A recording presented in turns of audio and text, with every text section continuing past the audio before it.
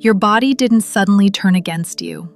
That belly fat you can't explain, the one that appeared even though you're eating less than you did at 30, it's not a malfunction, it's a mission. And until someone explains why your body is doing this on purpose, you'll keep fighting the wrong enemy. Here's something that almost no specialist will sit down and explain to you. Not because they don't know, but because it takes time. And time is the one thing most consultations don't have. Your belly fat during menopause is not an accident. It's not laziness. It's not age catching up. It's not even about the cookies you had on Sunday afternoon when the house was quiet and you thought, just this once. What's happening beneath your skin right now is one of the most carefully orchestrated biological events your body has ever performed. And I've spent years, actual years, watching women cry in front of me because they believed their bodies were broken, when in reality, their bodies were doing something extraordinary. Something nobody had bothered to explain. Let me take you back to what triggered this understanding for me, because it didn't come from a textbook. It came from a research paper published by a team at the University of Pittsburgh, endocrinologists who asked a question nobody had bothered to ask before. Not how do we stop menopausal weight gain, but rather, why does the body choose to store fat in the abdomen specifically during this transition? Why the belly? Why not the thighs, the arms, the hips, places where fat lived comfortably for decades? That single question changed everything I thought I knew.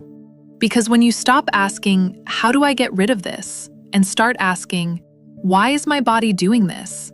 You enter a completely different territory. A territory where your body isn't the villain of your story. It's the strategist, the quiet engineer working behind the scenes while you stand in front of the mirror and call yourself names. Let me explain. And please, stay with me here, because what comes next is something most women go their entire lives without understanding. For most of your adult life, your ovaries produced estrogen, plenty of it, reliably, month after month, year after year, like a factory running 3 shifts. Estrogen did 1,000 things you never noticed.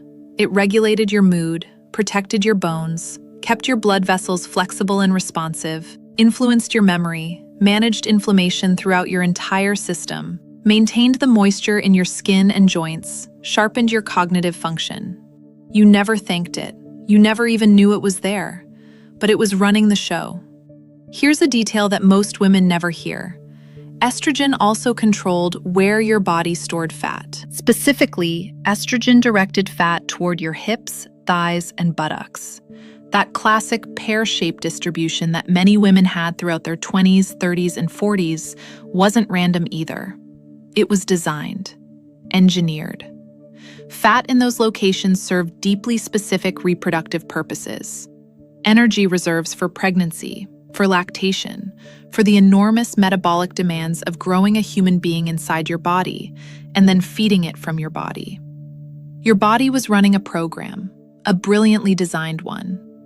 Now, when menopause begins, and I don't mean the day your period officially stops, I mean the slow, invisible 5 to 10 year hormonal shift that precedes it. Estrogen levels start to drop. Not overnight, not in a straight line, in waves, surges and dips. Some months more, some months dramatically less. Your body senses this decline long before you feel a single hot flash. Long before anyone hands you a pamphlet. Long before your doctor says the word perimenopause. And it responds, quietly, decisively, without asking your permission. Here's where it gets fascinating.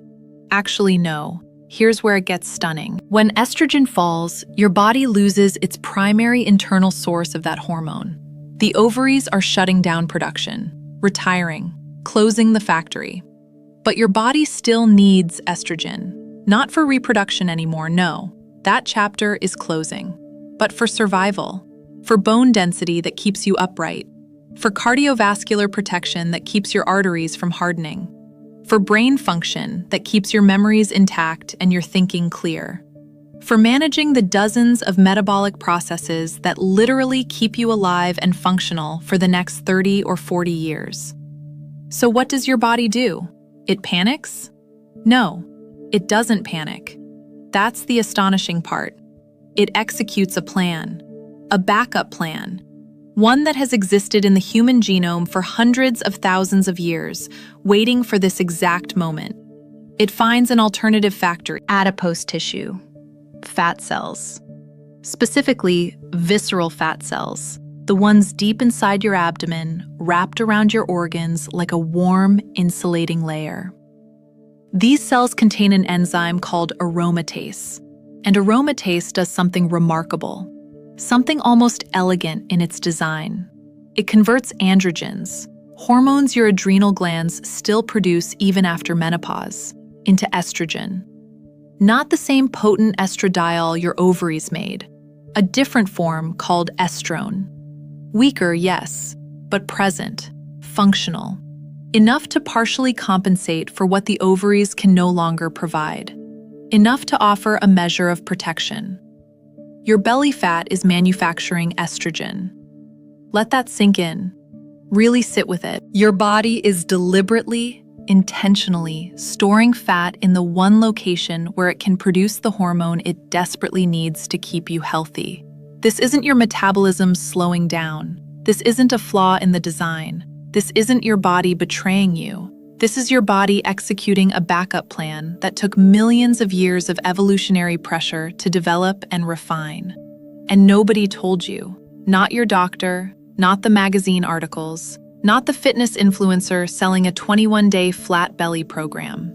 Nobody sat you down and said, your body is doing this for a reason. I've had patients, brilliant, informed, health-conscious women, who spent years hating this part of themselves, starving themselves, doing hundreds of sit-ups until their backs ached, ordering supplements from the internet that promised to target stubborn belly fat, taking pills, wrapping their midsections in plastic wrap because someone on social media said it works. And the whole time, the whole exhausting, demoralizing, shame-filled time, their bodies were trying to protect them. That's the part that still gets me. Even after all these years of clinical work, it still gets me. Now, does this mean belly fat is harmless? Let me be very precise here, because I owe you honesty, not comfort. No. Visceral fat, when it accumulates in excess, carries real and measurable risks. It's metabolically active tissue, far more active than the subcutaneous fat under your skin. It secretes inflammatory cytokines, molecules that promote chronic inflammation throughout your body. It can contribute to insulin resistance, which disrupts blood sugar regulation. It can elevate triglycerides and shift your cholesterol profile in dangerous directions. It can increase cardiovascular strain. The same tissue that produces protective estrone can also, in large quantities, create a state of chronic, low-grade inflammation that accelerates aging and disease. Your body is walking a biological tightrope, enough fat to produce estrogen, but not so much that it triggers a cascade of metabolic problems. That balance, that razor-thin, exquisitely calibrated balance, is what your body is constantly trying to maintain. And it's doing it without any conscious input from you, without any help. Often, without even basic understanding from the medical professionals you trust. This is the balance most women are never taught about, and it's exactly why the standard advice, just eat less and exercise more, fails so spectacularly during menopause. Because that advice ignores the hormonal context entirely. You're not dealing with simple calories in, calories out arithmetic anymore. You left that territory years ago. You're dealing with a body that has fundamentally reprioritized its resources. A body that is actively, hormonally resisting fat loss in the abdomen because, from an evolutionary standpoint, losing that fat threatens survival. Think about that for a moment. Really think about it. Your willpower is fighting against a biological imperative encoded over hundreds of thousands of years of human evolution. An imperative that kept your ancestors alive. And then you blame yourself when the diet doesn't work. You call yourself weak, undisciplined.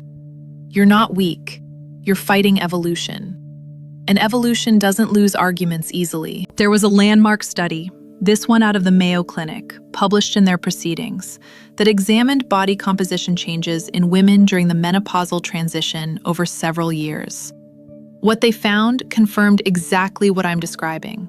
Even in women whose total body weight didn't change significantly, women who weighed essentially the same on the scale, there was a measurable, consistent redistribution of fat from peripheral sites, arms, legs, hips, toward the trunk and abdomen.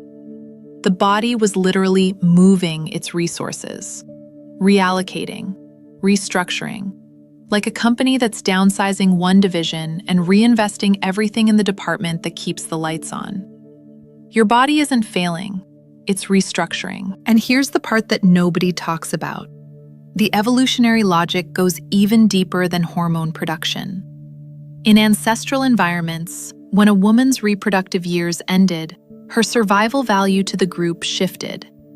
She was no longer the one bearing children, but she was often the one caring for grandchildren, gathering food, organizing resources, teaching younger members, preserving cultural knowledge, mediating conflicts, making decisions based on decades of accumulated wisdom.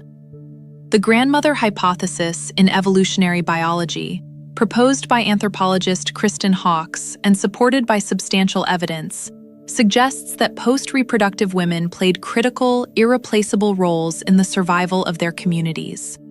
And to play that role, they needed to stay alive. They needed metabolic resilience. They needed functioning brains and strong bones and cardiovascular systems that wouldn't fail under physical demand. Belly fat, with its estrogen-producing capability, was part of how the body ensured that, part of the survival architecture. Let me say this differently, because I want it to truly land. Your body isn't punishing you for getting older. Your body is trying to keep you alive and functional for the next chapter. The fat you see in the mirror, the fat you've been at war with, the fat that makes you avoid certain clothes, the fat that makes you turn sideways and exhale before a photo, is your body's attempt to take care of you when your ovaries no longer can. It's protection. Clumsy, imperfect, sometimes excessive, but protection nonetheless. Does that mean you should do nothing? Sit back and let the fat accumulate without limit? Absolutely not. But it means the approach has to change, fundamentally, completely. When you understand that your body is trying to produce estrogen through abdominal fat, the question stops being, how do I destroy this fat? And becomes, how do I support my body's hormonal needs so it doesn't need to store so much of it? That's a fundamentally different question. And it leads to fundamentally different answers. This is something I've studied extensively because I saw too many patients struggling with exactly this confusion, fighting their own bodies and losing. I found an approach that actually works with the body's logic, not against it. If you want to understand what it is, I left everything explained in the first link in the description and in the pinned comment. It's worth looking at, especially if you've been fighting this for a while and nothing has truly made sense until now. Resistance training, for example. Not because it burns belly fat. That's the old simplistic thinking that ignores everything we've just discussed. But because muscle tissue dramatically improves insulin sensitivity, which reduces the metabolic signaling that drives excessive visceral fat storage. When you build muscle, you're not just getting stronger, you're changing the hormonal conversation inside your body. You're telling your system, I have another mechanism to maintain metabolic health. You can ease up on the fat reserves. It's not about burning, it's about signaling. It's about communication between tissues, stress management. And I don't mean that in a vague, well-meaning, try some deep breathing kind of way. I mean deliberate, consistent, strategic stress reduction. Cortisol, your primary stress hormone, directly promotes visceral fat accumulation. It does this through specific receptor pathways that are more active during menopause. When your hormonal landscape is already destabilized, chronic cortisol acts like gasoline on a fire. It amplifies every fat-storing signal your body is already receiving. It increases appetite, it disrupts sleep, It raises blood sugar. It creates a metabolic environment where your body hoards abdominal fat like a doomsday prepper stockpiling supplies. Reducing cortisol doesn't just feel good. It literally, measurably changes where and how much fat your body stores. Sleep. Deep, restorative, uninterrupted sleep. Not 5.5 broken hours. Not the fitful half-sleep where you're awake at 2 a.m. staring at the ceiling. Genuine sleep cycles, 4 to 5 complete cycles per night. Growth hormone, which is essential for fat metabolism, tissue repair, and cellular renewal, is released primarily during deep sleep phases. The slow-wave sleep that gets harder to access as you age. Menopausal sleep disruptions, the night sweats that soak your sheets, the 3 a.m. wake-ups with the racing heart, the insomnia that follows you like a persistent shadow. These aren't just inconveniences. They aren't just annoyances. They're actively, directly undermining your body's ability to manage fat distribution. Fix the sleep, and you change the hormonal conversation entirely. I've seen it happen so many times that I consider sleep the single most underrated intervention in menopausal body composition. Nutrition, but not dieting. There's a critical, fundamental difference. Severe caloric restriction during menopause can backfire catastrophically. Your body reads extreme restriction as famine, as danger, as threat. And what does a body do in famine? It hoards fat, especially abdominal fat, especially the kind that produces estrogen. You're literally reinforcing the exact pattern you're trying to break. Every crash diet is a signal to your body that says, store more, produce more, protect more. Instead, the focus should be on nutrient density. Adequate protein to preserve and build muscle, because you're losing muscle mass during this transition too. And that loss compounds every other problem. Healthy fats that support hormone synthesis. Fiber to regulate blood sugar and feed the gut microbiome, which itself influences estrogen metabolism through what scientists call the estrobolome. Phytoestrogens from foods like ground flax seeds, fermented soy, and certain legumes. Compounds that can gently complement your body's own estrogen production efforts without overwhelming the system. You see the shift happening? You're not fighting your body anymore. You're partnering with it. And this right here is where the real transformation happens. Not in the mirror first, in the mind. When you stop seeing your body as broken, as betraying you, as ugly, as failing, as the enemy, and start seeing it as a system that is adapting, protecting, restructuring, doing its absolute best with the resources available, something profound shifts. The shame dissolves. Not overnight, but it dissolves. The self-blame softens. The frustration, that constant simmering frustration, gradually turns into curiosity.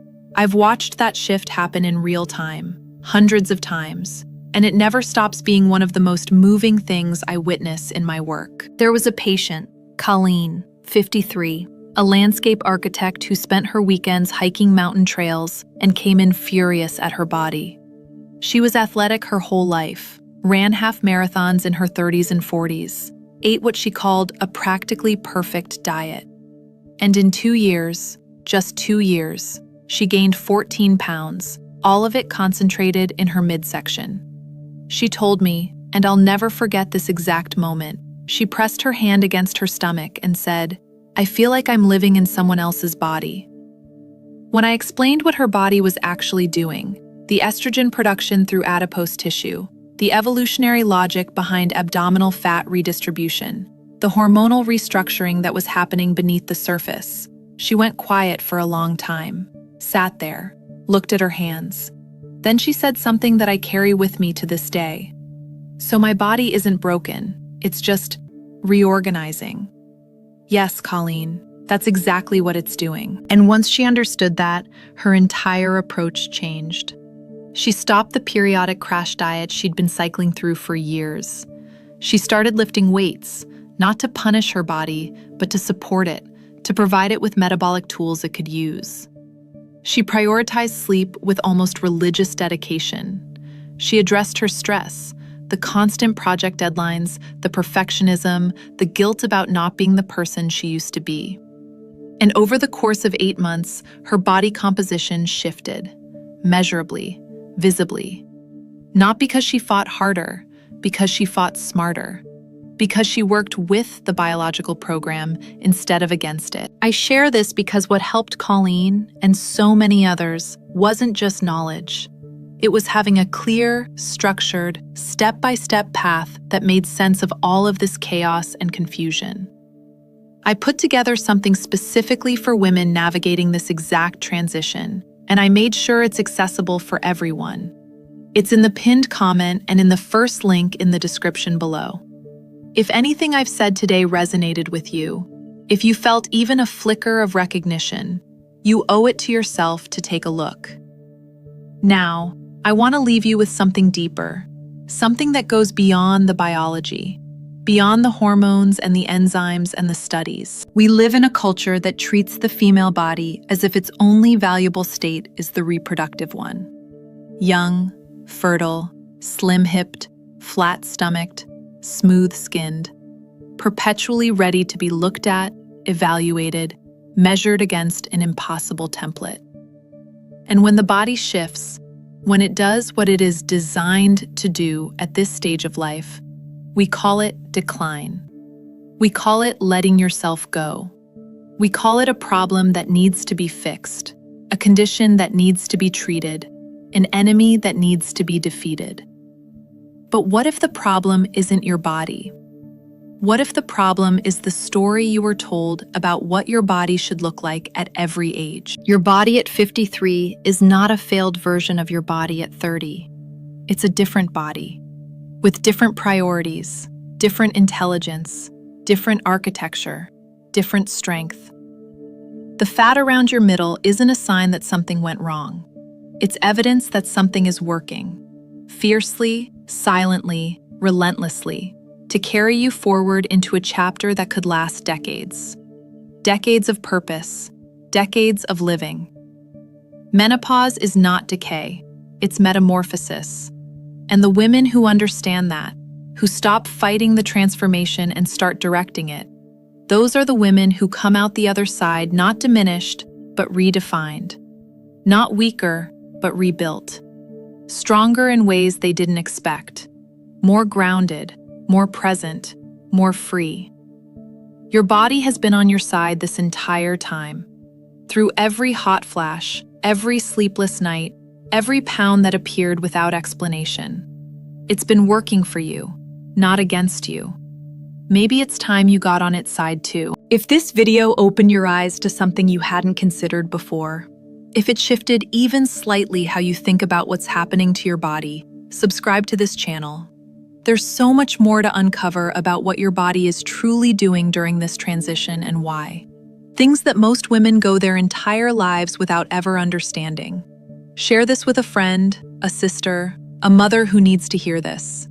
And stay for what comes next, because the more you understand, the more powerful you become. Your body isn't the enemy. It never was.